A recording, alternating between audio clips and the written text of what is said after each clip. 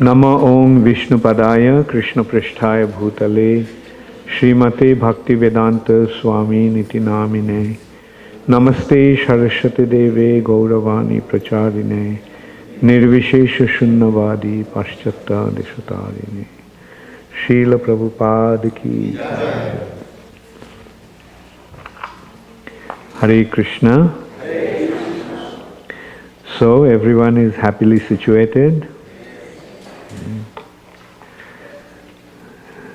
So you had a nice prasad. Then you had some rest after prasad. Now you're happy to be here, all wide awake. And Hare Krishna. So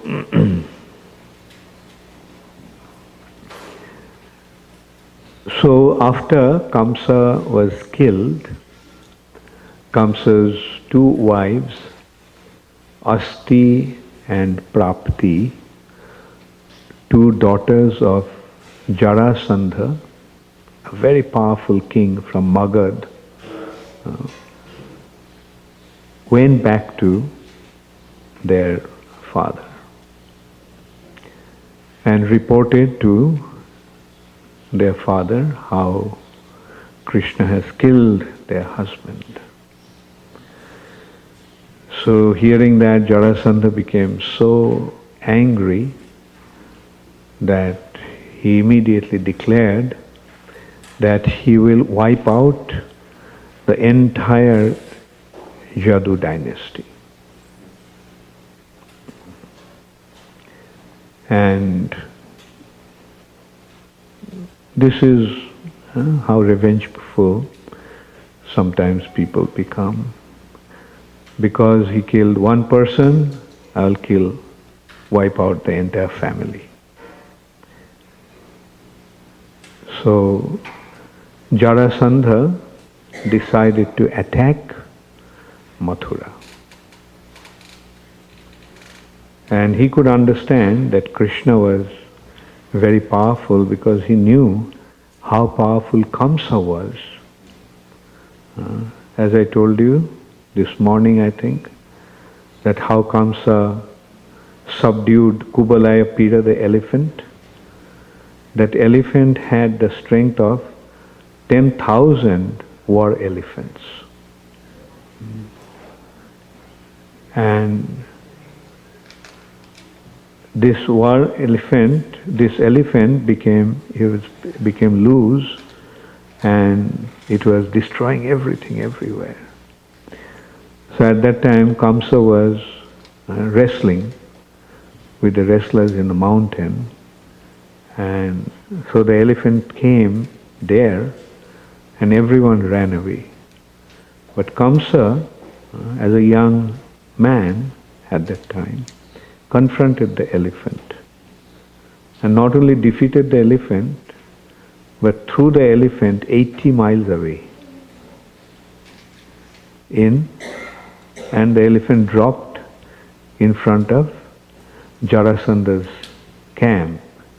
He made a camp on the bank of Jamuna. So Jarasandha was impressed.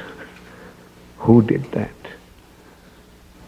And he found out that it was Kamsa, handsome young man, or rather handsome young demon. So he decided to get his two daughters married to Kamsa. So he knew how powerful Kamsa was. And he heard how Krishna killed him with bare hands. Kamsa was with weapons, but Krishna with bare hands killed him. So he understood that this Krishna is not an ordinary person. It's extremely powerful. So in order to be confident about his victory, Jarasandha gathered 23 Akshavini soldiers.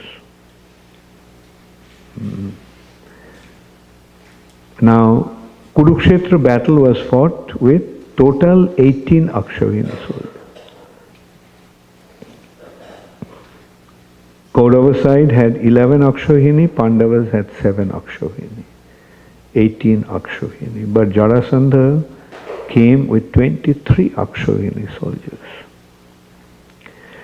And what is an Akshohini?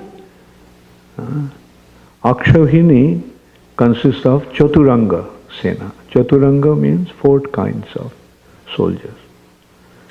Chariots, elephants, cavalry and infantry. Some soldiers fight riding on a chariot, some fight riding on elephants, some riding on horses and some on foot. So these 4 arrangements of division of soldiers together consists of 1 Akshohini, that is 21,780 chariots. The same number of elephants, 21,870 elephants. Multiplied by 3, it's about 65,750 cavalry. And multiplied by 21,780, rather 870 multiplied by 5 is the infantry. So that is what makes 1 Akshohini. And he came with 23 Akshohini soldiers. And at that time, Mathura, how many soldiers did they have? Practically all were Kamsa's men. So when Kamsa was killed, they all left. Many of them were, most of them actually left. Only a very small number of soldiers was there in Mathura. Those who were inside of Ugrasen, supporter and loyal supporters of Ugrasen, and few are like. So Krishna, when he got to know that Jarasandha is going to attack, actually they suspected that it would happen. So Jarasandha, after gathering such a huge army, attacked Mathura. So at that time it has been described, Krishna's chariot and Balaram's chariot came from the celestial planet. The chariots came, 2 chariots came, and they were equipped with chariot drivers and weapons, Krishna's all weapons, Balaram's weapons, they all were there. So they arrived. So Krishna told Balaram, look, your chariot has come and these residents of Mathura are depending upon us, so we have to confront them, this Jarasandha.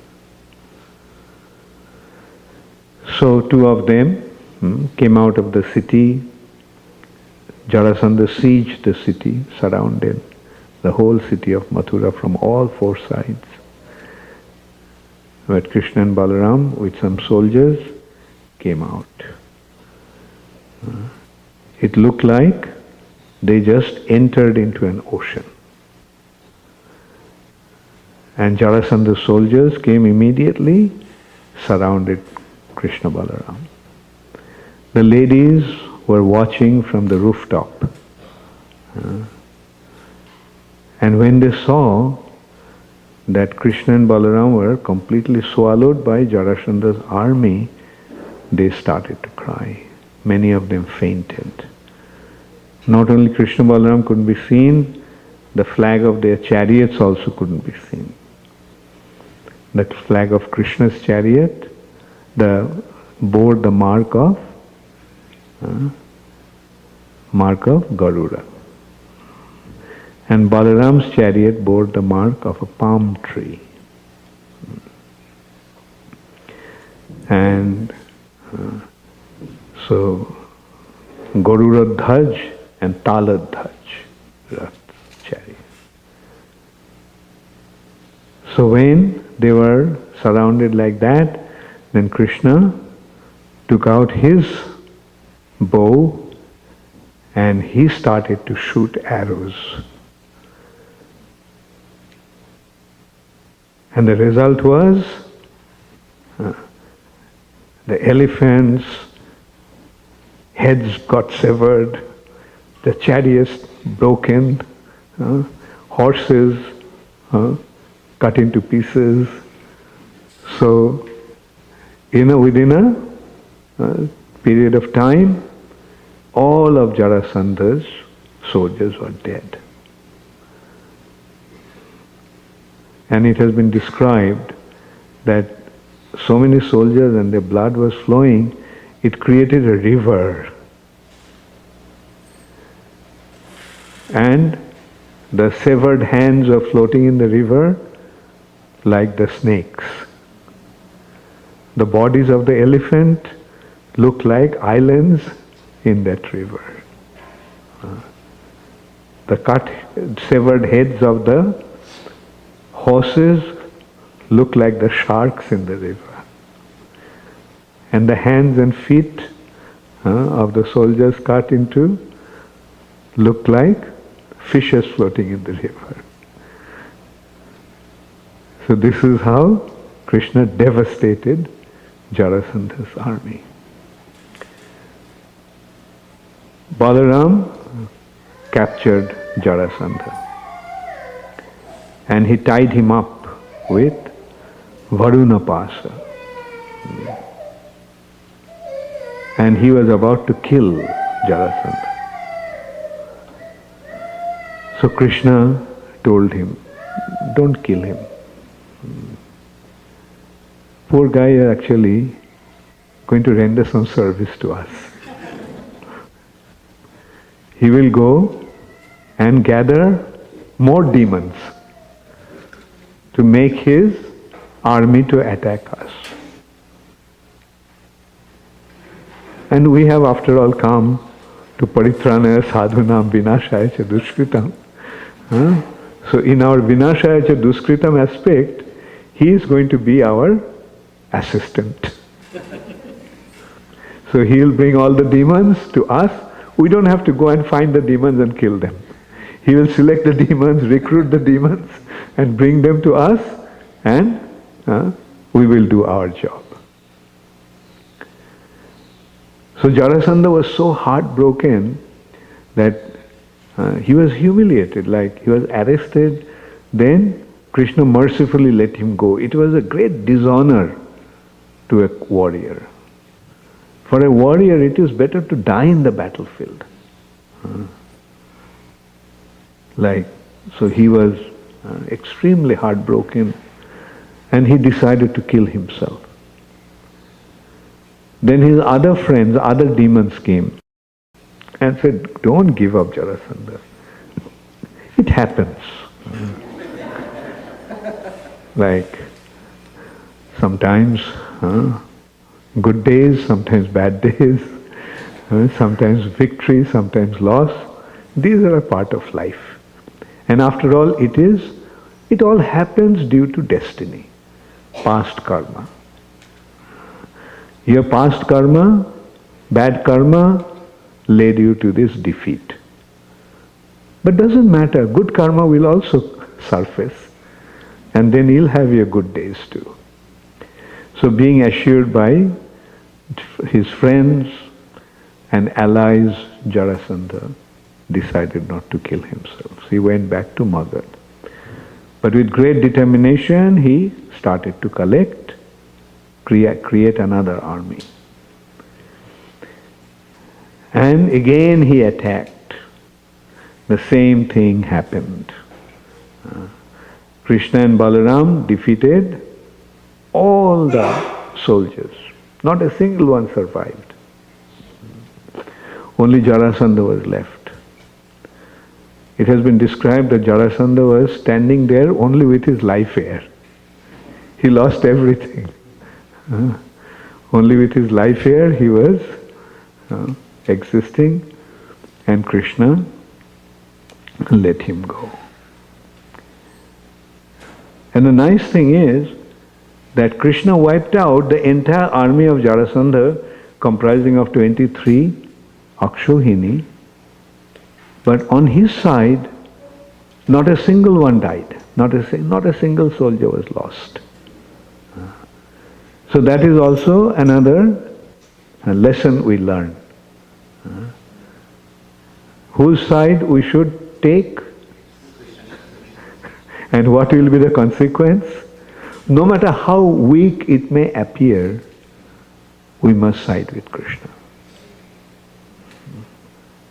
No matter how weak it may appear, Krishna's side will win. Like consider Ramchandra's fight with Ravan. Ramchandra was dwelling in the forest at that time with Lakshman and Sita. And Ravan had the most sophisticated army.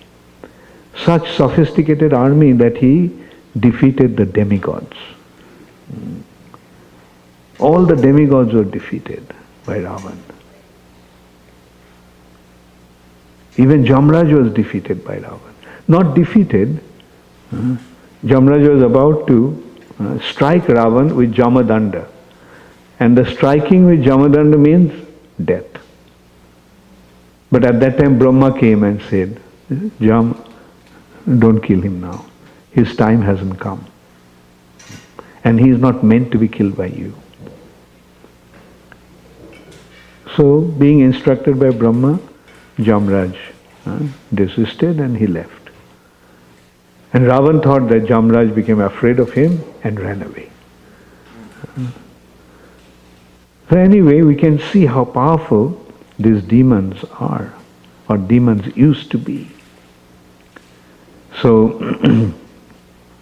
Jarasandha also was another such very, very powerful demon with such a vast army. But what did Krishna have? Just a handful of soldiers on his side. But Jarasandha's entire army was wiped out. Whereas Krishna's, not a single one died. Similarly, Ramchandra, he was fighting with the monkeys. Monkeys. Ravan had the most sophisticated weapons, that with those weapons he could even defeat the demigods. And what did the monkeys have? Just some stones. They were fighting with some rocks and bare hands. And in that battle, many monkeys died. But after the battle was over, Ramchandra revived all the monkeys. Indra came to Ramchandra, said, how can I serve you? What can I do for you? Ramchandra said, revive all these dead monkeys. He said, me? I don't have the power to do that. But since you are telling me, I am confident that you will empower me. And that is how Indra had the power to revive the monkeys. Otherwise Indra cannot revive. So this is how we also see how the Lord sometimes empowers some living entities to accomplish His purpose. So although the monkeys were dead, they all were revived. And with the battle with Jarasandha, not a single soldier died on Krishna's side. So as I was saying, so we learn a lesson from that. When it comes to taking side, whose side we will take? Is it clear? Okay. So now mind you, taking Krishna's side in this time is actually very, very challenging. In the other times they were fighting. Krishna was fighting, Krishna's followers were fighting. But in this age of Kali, no fight. Devotees are not going to fight. Chaitanya Mahaprabhu didn't take any weapon. Because in the age of Kali, if you get into fight, there won't be any end to it. So in the age of Kali, what is the means by which we are going to fight? Hare Krishna, Krishna Krishna, Hare Hare, Hare Rama, Rama Rama, Hare Hare. So that is our weapon, that is our defense. Sankirtan. And Chaitanya Mahaprabhu will show the strength of his mercy. We take shelter of Chaitanya Mahaprabhu and Mahaprabhu will give us all the protection. So, so in this way, for 17 times Jarasandha attacked Mathura, and for 17 times he was defeated. So on the 18th time when he attacked,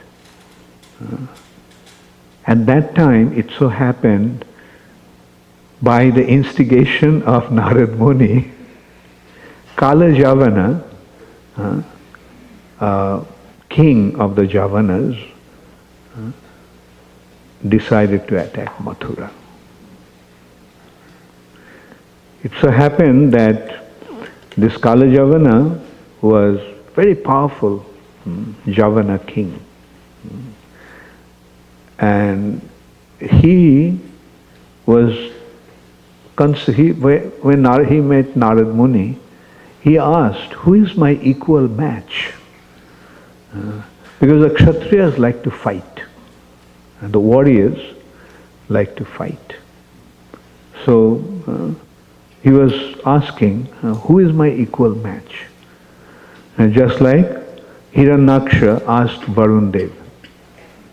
He went to Varun Dev and challenged, fight with me, come. Varun Dev said, look, I am not a match for you. I got old and no match for you. Rather you fight with somebody who is your equal. So he asked, who is my equal? He said, there is one person. Who is he? Hare. Where can I find him? It's difficult to find him. But when he wants, then he manifests himself. Otherwise, it's not possible to find him. He selects unto whom he is going to reveal himself. So, continue to search, try to find out. And then Hiranyaksha came across Varahadev. So this is how the warriors want to fight. So Kala Javana defeated everyone. And in the meantime, so Narad Muni told him that there is one match for you. That is the Vrishnis. They are very powerful. And the best of the Vrishnis is Krishna and Balaram. How can I recognize him? His complexion is blue. He wears yellow garments. There is a jewel, most brilliant jewel, adorns his chest, called Kaustava. And sometimes he assumes 2 arms, sometimes he assumes 4 arms. So in the meantime, Jarasandha sent a message to Kala Javana that I am going to attack Mathura, so please join us. Kala Javana said that if I have to fight anybody, I don't have to join anybody. I can fight myself. So he refused Jarasandha's proposal to jointly attack. But Kala Javana decided to attack on his own. So when this attack was announced, then Krishna consulted with Balaram that this demon Kalajavana with his 30 million soldiers is going to attack us. And when we are facing him, then Jarasandha also may attack. So if we are facing Kalajavana in the battle, and if Jarasandha attacks from the other side, then we will be in great distress. The residents of Dwarka, the residents of Mathura will be in great distress. So let's do something. So Krishna called Vishwakarma. Who is Vishwakarma? Vishwakarma is the architect of the demigods. He told him to build a city in the middle of the ocean so that nobody will be able to attack because he'll be surrounded by the ocean. And so Vishwakarma overnight built a city. A beautiful city with thousands of palaces, with beautiful wide roads, decorated with beautiful gardens from place to place at some distance. And by the arrangement of Yogamaya, overnight Krishna transported all the residents to Dwarka. They slept in Mathura, and in the morning when they woke up, they found themselves in this strange new place. And in front of each house, there was a nameplate announcing whose house it was. And then Kalajavana attacked, sieged Mathura. From all sides, from southern side he attacked. And Krishna then they told Balaram, okay, I will deal with him. So Krishna just wearing a flower garland, no weapons, nothing, came out of the city gate. So Kalajavana saw Krishna. And he recognized from Narad Muni's description that this must be Krishna, the chief of the Jadus. And he was enchanted by the beauty of this person. He started to admire. Such a beautiful personality. Bluish complexion, beautiful features, beautiful wide open eyes, wearing yellow garment, and but he is not carrying any weapon. So Kalajavana thought, okay, since he is not carrying any weapon, I also won't fight with him with any weapon. So he dropped his weapons. He was waiting Krishna to come, and instead of going to him, Krishna took another direction and started to move in that direction. So Kalajavana thought that he is running away. So Krishna just started to move, and Kalajavana thought that he'll catch him. He started to tell him that you are supposed to be the crest jewel of the Jadus, and you are running away. That's not befitting you. That's the act of a coward. And I heard you are a hero. What are you doing? Come fight with me. But Krishna didn't pay any heed. He just kept on moving. And Kalajavana thought that he will catch him and he will defeat him. So Kalajavana was running after him with full speed. Still he couldn't catch him. It looked like just about almost got him. And it just went on, and he just kept on running after Krishna. And in this way, Krishna just walked into a mountain cave. So Kalajavana thought that now he has become afraid and he is going to hide in the mountain cave. So he also ran after him. As he entered into the mountain cave, he found that someone in semi-darkness, he saw someone was lying down on the floor. So he thought it was Krishna. He said, "Oh, now you are pretending as if you are asleep." And he went and kicked him. And the person who was lying down, he woke up. And he just looked at him, and Kalajavana was instantaneously burnt to ashes. Who is this person? This person is the son of Mandhata, one great Kshatriya king.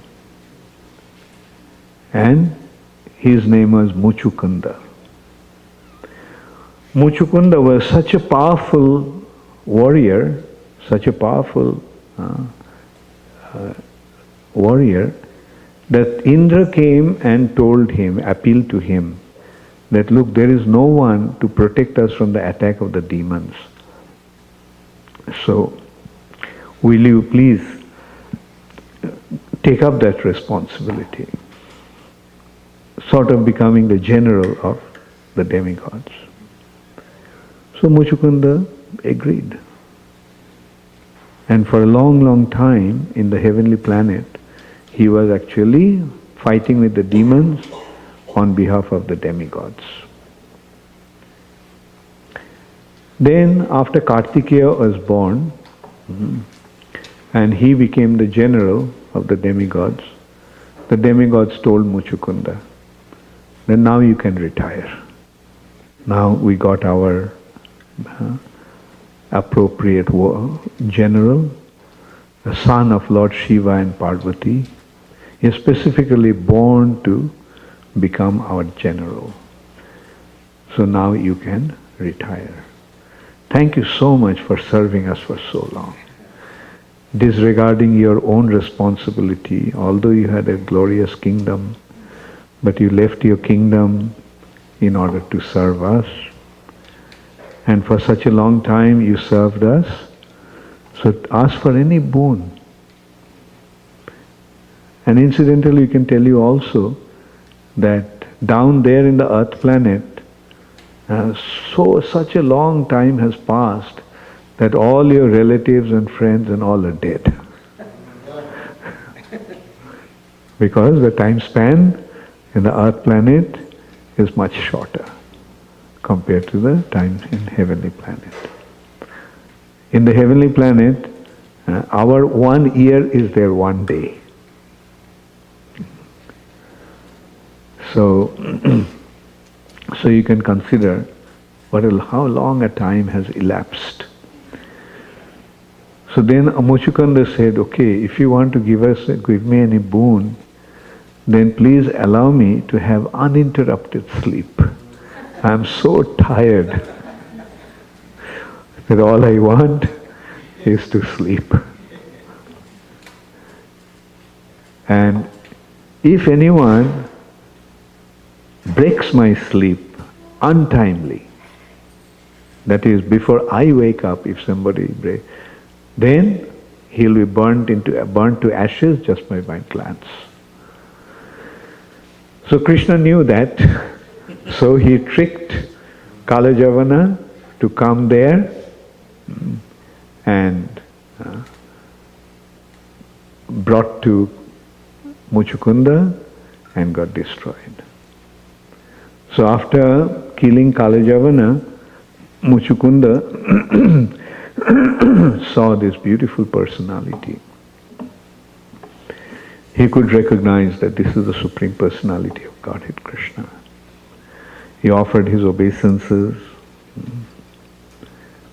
and Krishna told him that in your next life you'll be born as a Brahmana, and then you'll come back to me in that birth. So Muchukunda then went to Badarika Ashram, and there he performed the rest of his life in the association of saintly personalities. And this is how Muchukunda was blessed by the Lord and eventually got delivered. So then Krishna and Balaram came and wiped out 30 million Javana soldiers. And in the meantime, Jarasandha came. But this time, Krishna did not confront Jarasandha. Krishna and Balaram just turned around and left, as if they were running away from the battlefield. Therefore, Krishna got a name, Ranchorji, Ranchor, the one who ran away from run or the battle. So Krishna and Balaram was running, and Jarasandha and his army was chasing them. With the horses and chariots they were chasing, but Krishna and Balaram was running so fast that they couldn't catch up with Krishna Balaram. Then Krishna Balaram came to a mountain called Pravarshan mountain. And Jarasandha thought that, oh, now you're hiding in the mountain. So he started to look for Krishna but couldn't find. And then Jarasandha decided that he would set the mountain in fire. And that's what he did. He set the whole mountain in fire. And that's how he thought that he killed Krishna and Balaram. And in the meantime, Krishna and Balaram, from top of the mountain, they jumped. And they swam across the ocean, came to Dwarka. So when in Dwarka, another wonderful incident happened.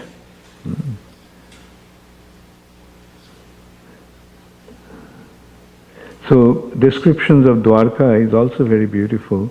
When Dwarka was built, all the demigods came and offered various gifts. Indra gave the Sudharma assembly, the assembly of the heavenly planet. And that is a beautiful assembly hall. And he also brought the Parijata tree to Dwarka. Varuna brought horses for Krishna. They were the horses that could move, that could travel with the speed of the mind.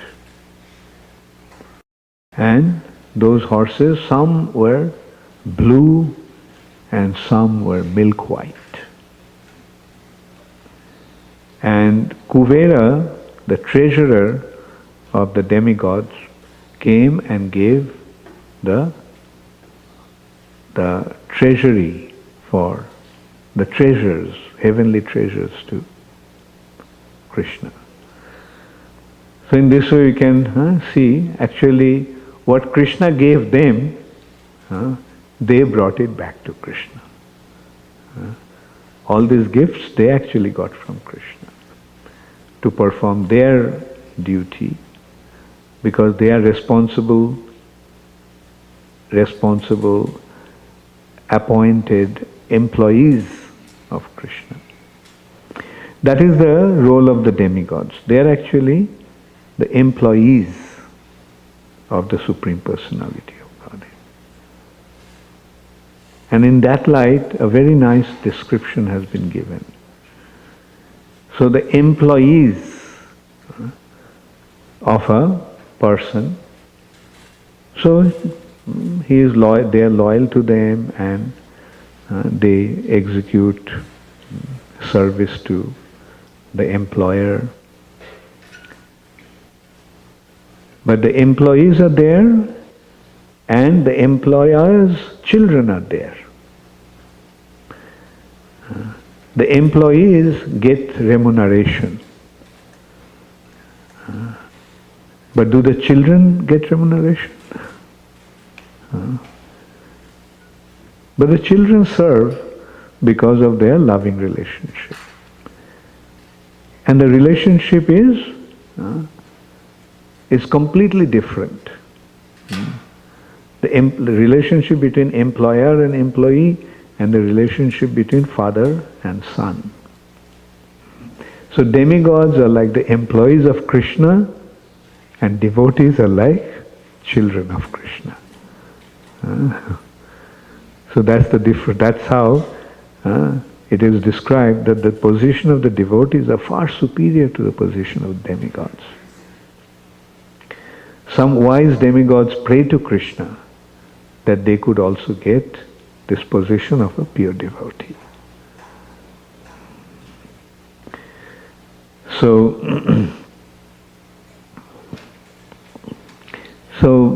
the demigods this way brought all the gifts to Krishna, and this is how opulent Dwarka became. Now, there was a king who had a very qualified and a very beautiful daughter. And he was very concerned about finding a suitable husband for his daughter. So along with his daughter, he went to Satyaloka, the abode of Lord Brahma, and to ask Brahma who would be the suitable match for his daughter. So when he arrived there, Brahma was listening to some performance of some musicians and dancers. So he couldn't interrupt Brahma's entertainment. So after the dance was over, so he asked Brahma. So Brahma said, yes. Go back to the earth planet and Balaram, who appeared in the Jadu dynasty,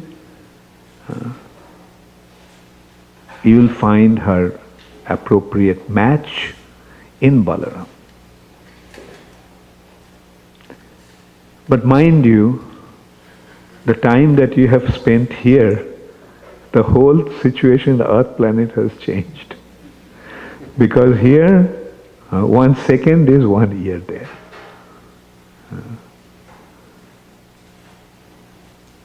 So, anyway, so he came back and offered Balaram, his daughter Revati, to Balaram. And now Balaram is in Dwapar Yuga and he was from Satya Yuga. So such a long time has elapsed. So his daughter was huge. So Balaram took his plow and just gave a pull. And she became of her size. So this is how Balaram got married to Revati. There was another king, his name was Satyajit. Now before Satyajit, let's get into Bhishmaka. So he also had a very beautiful daughter, and her name was Rukmini. So Bhishmaka, naturally the fathers become very concerned about finding a suitable match for the daughter. That's the one big anxiety of the fathers of young girls. Nowadays, of course, things have changed considerably. The girls find their own husbands. But in the Vedic time, it's the parents that used to select the husbands. So Bhishmaka was very concerned about finding a husband for his daughter. And one day when Narad Muni came to his palace, so he asked Narad Muni that I have this young daughter, can you tell me who is a suitable match?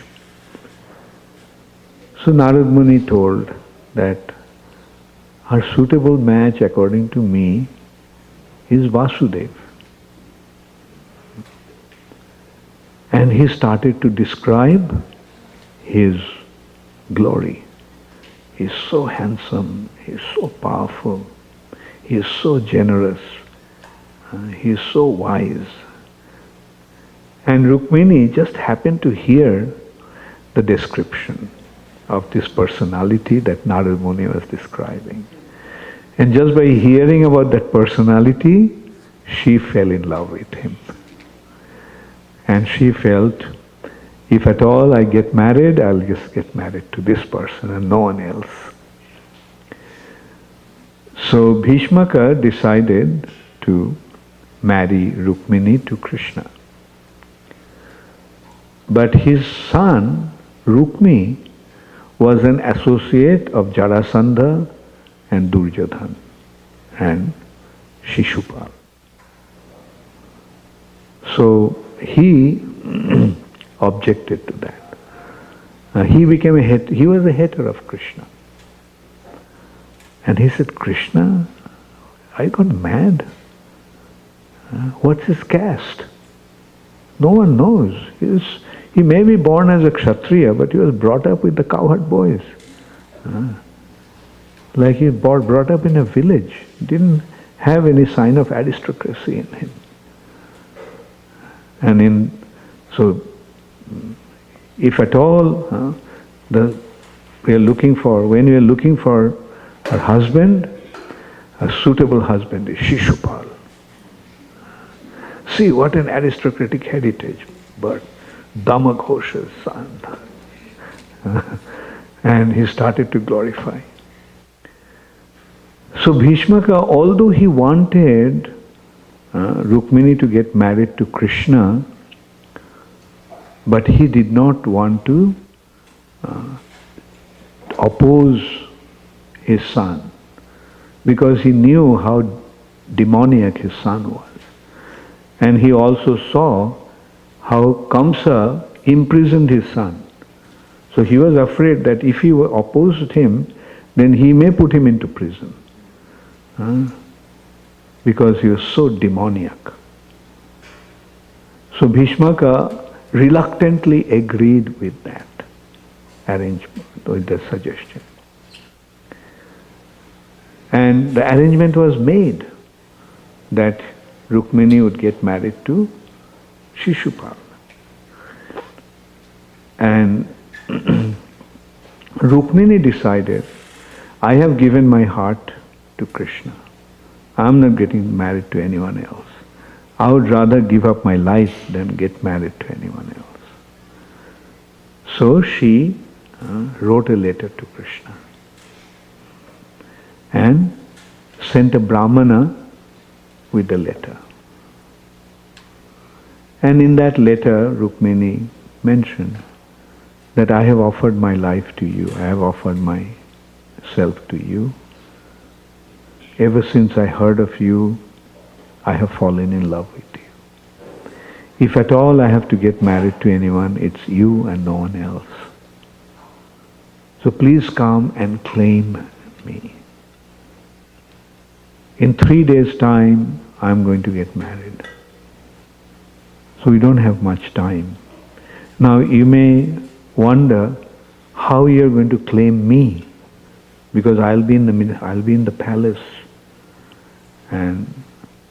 But on the morning of the wedding, I will go to Durga temple, Devi temple.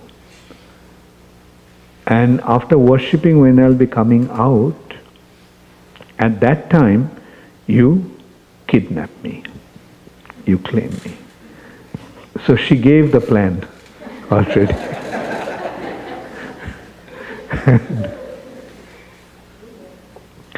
So Krishna received the letter and he immediately set out. Called Daruka, just get the horses,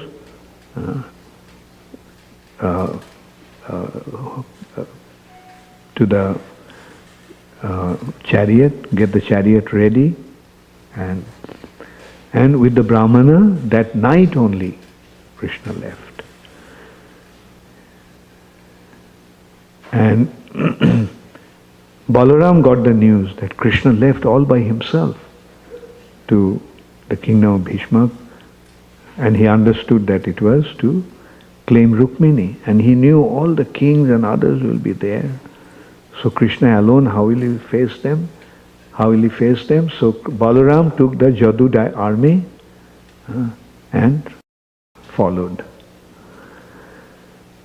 So Krishna arrived in the morning, and in the meantime, Shishupal and his friends Jarasandha, Shalva, and all of them also, with their full contingency, full army, they came there.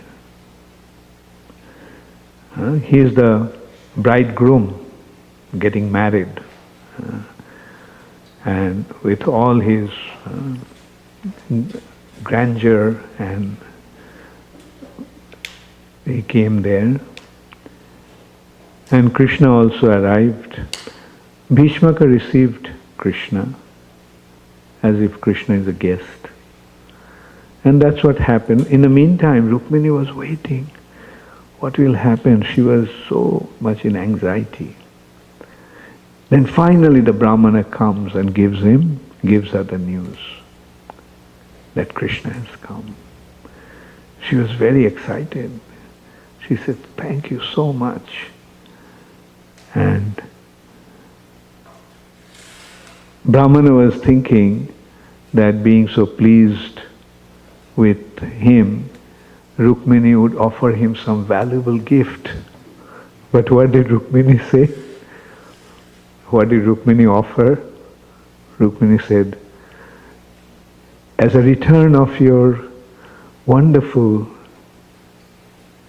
gesture, wonderful service to me, all I can offer is my humble obeisances to you." Saying that, she offered the Brahmana her humble obeisances. Little disappointed, the Brahmana had nothing, just humble obeisances. But when the Brahmana went back to his house, he could recognize where he came. He felt that it is he had lost his way somewhere and came to the wrong place, because there was a beautiful palace. And when he was about to turn around and go away, thinking that he came to a wrong place, he found that his wife, surrounded by beautiful maidservants, are approaching him. So she told them. All of a sudden, this is what happened, as if a magic thing. So this is what happens when we serve the Supreme Personality of Godhead and His eternal consort, Lakshmi Devi.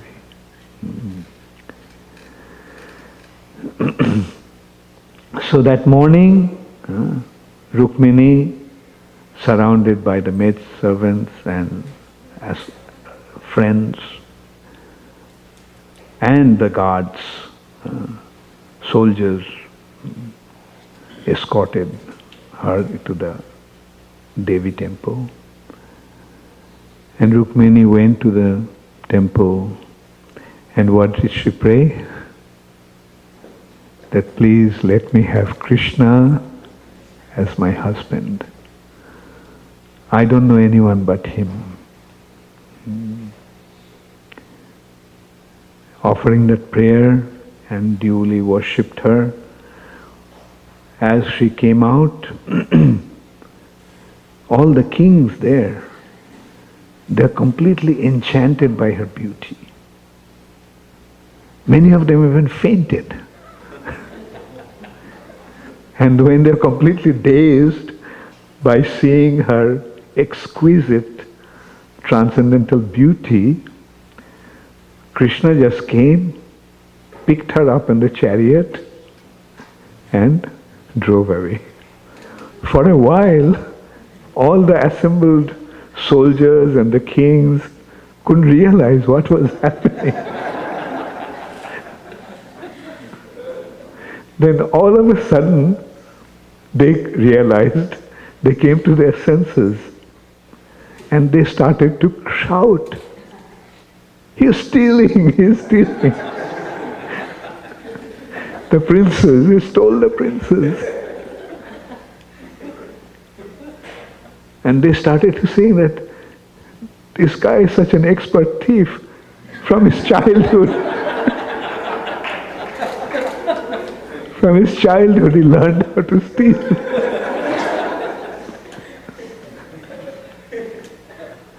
When he was a child, he used to steal butter and sweetmeat.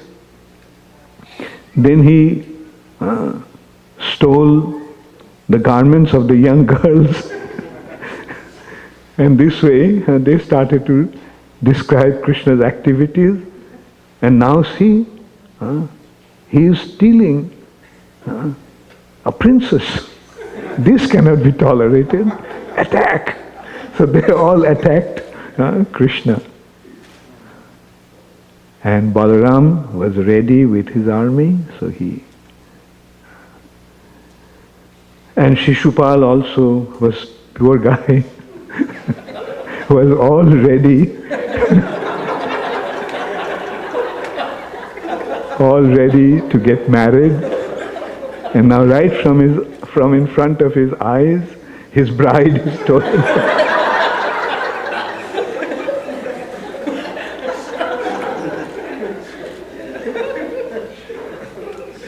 And all of them were defeated.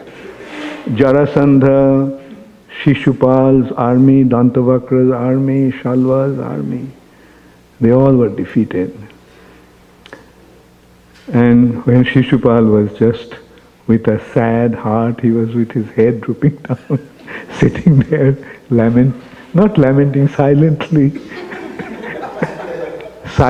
accepting his misfortune. Then Jarasandha came and gave him the good advice. Don't worry. Not that always destiny works in our favor. Well, Rukmini has been stolen away, but there are so many other princes. Don't worry about it. You see, I also, for 17 times I was defeated, but I didn't give up. But finally, the destiny favored me, and I won. Shishupal said, the glory is not yours, because I was in the army at that time. That's where Krishna ran away.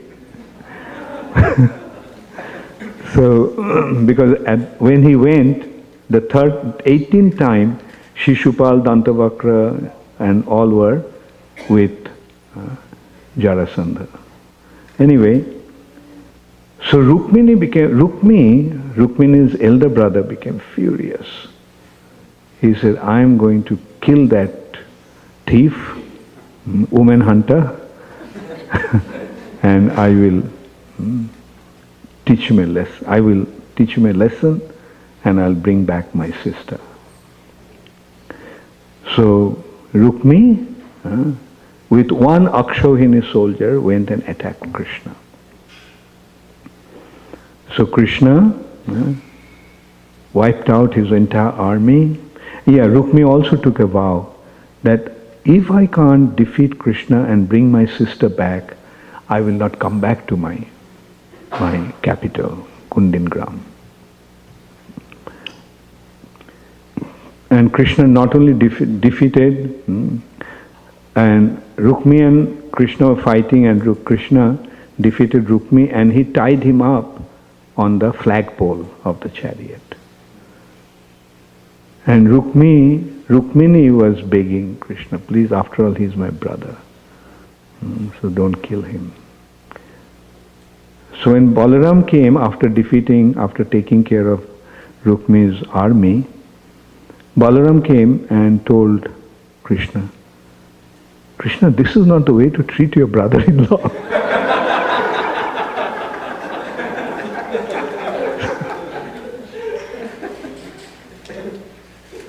I mean, just got married.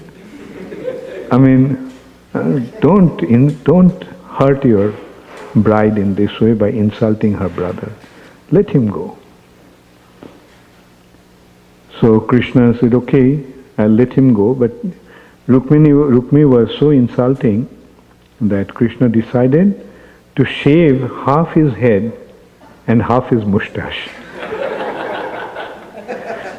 So that was a great dishonor for a warrior, which means he could have cut his head off, but instead of cutting his head off, he just shaved his head. And Rukmi did not go back to his kingdom. He created another capital for himself and he stayed there. So this is how Krishna got married to his first wife, Rukmini. In this way, Krishna got married to 16,108 wives in Dwarka. So, should I stop now and give you the time to ask questions? Okay. Hare Krishna, yes.